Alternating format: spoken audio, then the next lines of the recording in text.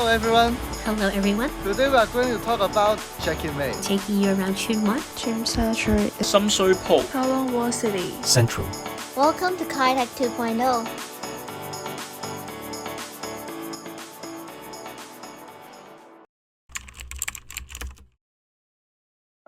After the British occupied TST, they turned it into a military sanctuary and a residential area for foreigners. You can still see many colonial buildings in TST now, such as the 1881 Heritage, Signal Tower in Signal Hill, and the Hong Kong Observatory headquarters. Actually, there are a total of 17 historic buildings are preserved by the government. And there is a Hong Kong Heritage Discovery Center located inside the Kowloon Park.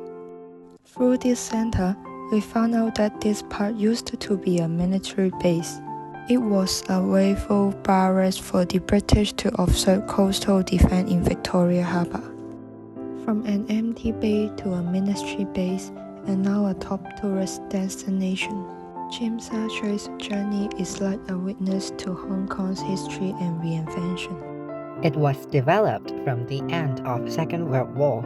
In the 1950s, Hong Kong had a lot of people was returning to the city, and also with the influx of immigrants, the housing supply was insufficient. Therefore, Shakir May became the area built with many scrap wood and corrugated iron self-made squatter settlements. There were some historical facts about the area. On Christmas of 1953, a fire incident broke out in Shakir May. The fire swept through the widest area in the history of Hong Kong, making over 50,000 people homeless. Shakir May Estate, born in 1950s, to solve the homeless problem in Hong Kong, and it is the first experiment on public housing. It established a strong foundation to the public housing, which is a strong symbol to Hong Kong as a rising modern city from the 60s. And it continues to develop like a suburb of the metropolitan part of Hong Kong. Shop that only sells rice could also be found that show a special vibrancy from Shakir May since 1953 of the rice shop. From the development of student culture and economic activities, we can see the social fabric is changing in Shakir May, and new social dynamic at that time were caught, and the neighbor interaction had changed to be living in the same building together, like the concept of social laboratory from Chicago School, which is used to describe a place development.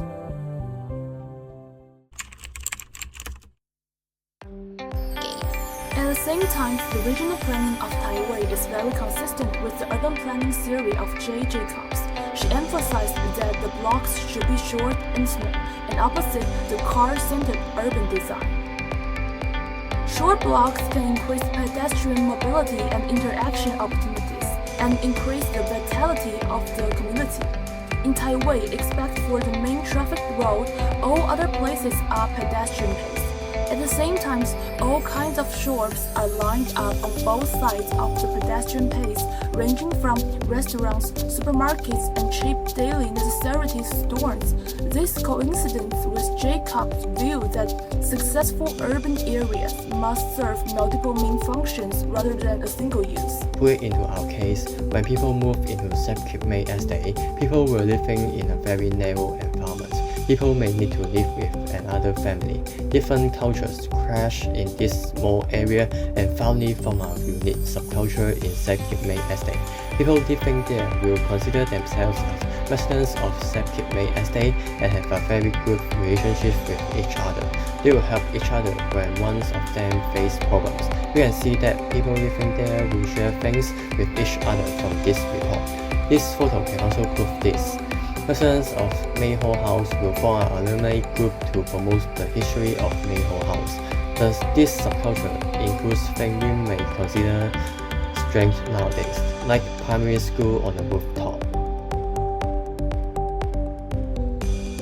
Compared to Tuen Mun in 1960s, Tuen Mun had just started to plan its development.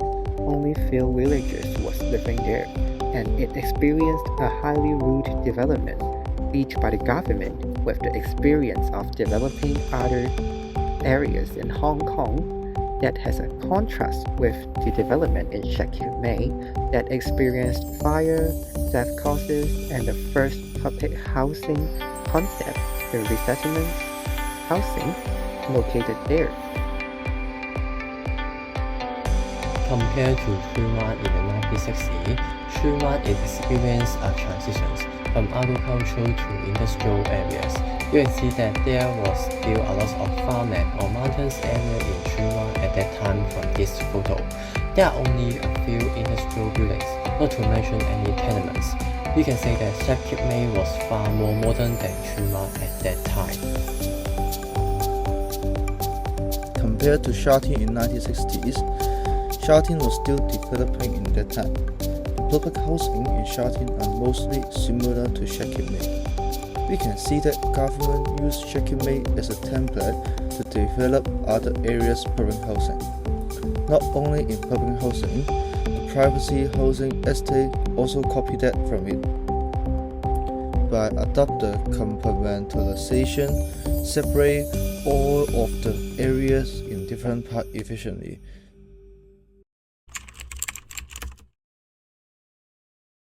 The area around Taiwan MTR station is probably the busiest part of the neighborhood. Most people come to use the transportation to get to work or school by MTR or the bus terminus nearby. The transportation hub includes a bus terminus, minibus stop, taxi stands, and shuttle service from nearby housing estates. TST offers excellent transportation options, making it a vital connection point.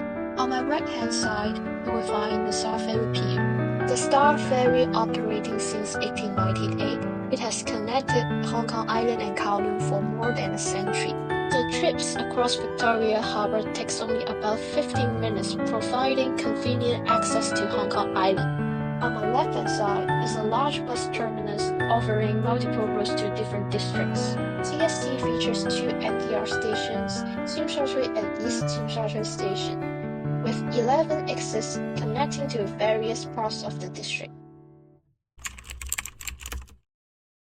At the core, the idea of the sprawl refers to the development and growth of the new urban areas. In particular, our core reading talks about the government-sponsored sprawl to develop more housing in the US to alleviate poverty. That being said, it should be noted that this type of horizontal sprawl draws attention to how, because of the phenomenon, has led to the emergence of suburbanism, where there's just rows and rows of housing with little to no commercial areas, causing a dependency on automobile transport, such as cars, creating a phenomenon known as the urban sprawl mentioned by Ross. So, how does this apply to the situation in Hong Kong, or at least in Tsuen Wan? Well, funnily enough, it kind of doesn't, at least not outwardly. As you may recall, the article sets its focus on the US, but not for us in Hong Kong. We experience something that is completely different, where the US may have a lot, and I mean a lot of land compared to us. Hong Kong is actively trying to combat against the lack of land for housing due to our geographical features. There's even an idiom for it, 地少人多. So our solution is, as we've mentioned, reclamation and excavation of hills. But that's not enough. In fact, despite the Hong Kong government's efforts to move mountains and seas to create more land, there's never enough. So we propose that Hong Kong is experiencing a different type of sprawl, the vertical sprawl. While the horizontal urban sprawl suggests that development goes like this, vertical sprawls, as evident by their name, goes like this. So rather than the single-use units taking up more land, various usage type spaces are built on top of each other to form high-rise buildings. This was evident during our visit to Tsuen Wan, which, gasp, shocker, who would have thought, as we saw residential areas atop of shopping malls, supermarkets under sports centers, and even stores that emulated the vertical sprawl as their store shelves teetered higher up than me, and how a single unit of space could have multiple usages from shopping to eating. All this, to an extent, combats some of the problems highlighted for the horizontal sprawl, where low-density, single-use, scattered development is less prominent as the nature of Hong Kong requires preemptive urban planning on the government's part. But what about the other problems such as dependency on automobile transport due to urban sprawl, or other problems related to community division and formation? For that, I've enlisted the help of two of my best friends from the US to help us compare our two different situations. But then when I went to the city, I thought the buildings were very close together. They were very it was like I think New York buildings are close together, but I low-key think Hong Kong might have been like a little more in comparison. I did take the bus a couple of times. I thought the bus was pretty nice. I thought it did work pretty well. I didn't personally though direct or anything everywhere. Knowing what bus to take, it just takes some practice. I thought the subways were nice. The subways weren't too hard to like. You could survive without a car, but it's still really hard to get around and get to like all the necessities you need for like a daily life. I'd say there is a good sense of community here, but there is a park nearby, like nearby enough to where I think within a nice like 3-mile radius of that park, you could actually like connect and meet people from other places. And these thoughts were also echoed throughout our own visits to Tsuen Wan as well. Beginning with transport, I personally found it easy to get to Tsuen Wan all the way from the northeastern side of Hong Kong. And with the plethora of different transportation methods at Hong Kong employs, our automobile dependency, at least in regards to private vehicles, would be considered less than that of the US. Wall City Park is the famous landmark in the area. Follow us to have a short park walk. Taking this time tell you some history about the park. As we know, the park was previously the Kowloon Wall City. It was a small military camp before the Opium War. To protect against the British invasions, the Chang government built a city wall in Kowloon in 1847. After that, the government's office and military barrack were established in the area. Therefore, we can see some military weapons now. Due to the historical treaties, the British government has no authorities to govern the walled city, while the Chinese government were difficult to administer.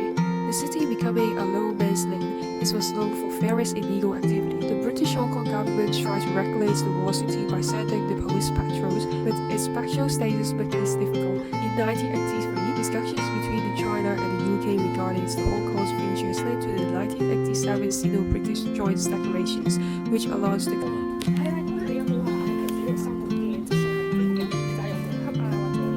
聽過一句古老説話，仗義每多屠狗輩味，唔係話中意劏狗、中意食狗嘅人，係話俾人聽最有人情味嘅人就係最低下階層嘅人。我用呢句説話嚟形容呢度嘅居民，佢哋好融洽好團。There is a footbridge right next to the MTR exit, connecting the estate to the estate office, with a mini playground and exercise equipment for the elderly. This reveals the population is composed of family with children and elderly. For shopping and daily necessity, they have to walk along the Cheung Sha Wan Road for 10 minutes to Cheung Sha Wan Government Office or Dragon Center, where it is a 9-story mall with retail store, food courts and department store. The underground and MTR pedestrian walkways create a walkable environment and reduce street congestion by redirecting pedestrians during peak hours. Similar to any industrial area, the area is surrounded by industrial buildings. The multi-purpose building that you can see now is D2 Place.